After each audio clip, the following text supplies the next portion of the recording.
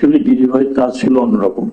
সেটা ছিল আন্তঃবাহিনী বা অন্যান্য বাহিনীর ভিতরে কিন্তু এনি ব্রিচ অফ সিকিউরিটি এটা জাতিকে ক্ষতি করতে পারে, কিন্তু ওভার দ্য ইয়ার্স আমাদের শাসকগণ ইউজ করেছে এবং শেষে যে অবস্থা হয়েছে যে এমন ভাবে ইউজ হয়েছে যে 4 তারিখ আমরা বক্তব্য দেওয়ার পরে যখন ডিজিএফআই ঢুকলো আমাদের এখানে, যদি এটা 5 তারিখে এই ফল না হতো, 6-7 তারিখ হতো, তাহলে আমরা বোধহয় লাস্ট হলাম আয়না করে ঢোকার। এবং দিস ওয়াজ ওয়ার্নড। ঠিক তারপরে পরেই আমাদের মধ্যে সিনিয়র মোস্ট ছিলেন প্রাক্তন সেনাবাহিনী প্রধান নুরুদ্দিন খান, ওনাকে টেলিফোনে বলা হয়েছে আপনারা এটা করলেন কি? That was asking for army not to fire means what? আমি বললাম not to fire it means sedation.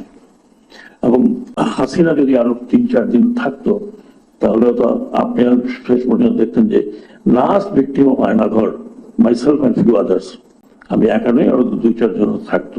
5 তারিখেও আমি বের হয়েছিলাম, বৃষ্টি হচ্ছিল অন দ্য রোড, আমাকে ওয়ার্ন করা হলো যে আপনি ভিতরে যান because you are under the target of snipers. আমি আজকে কথাগুলো বলছি, আগেও বলেছি,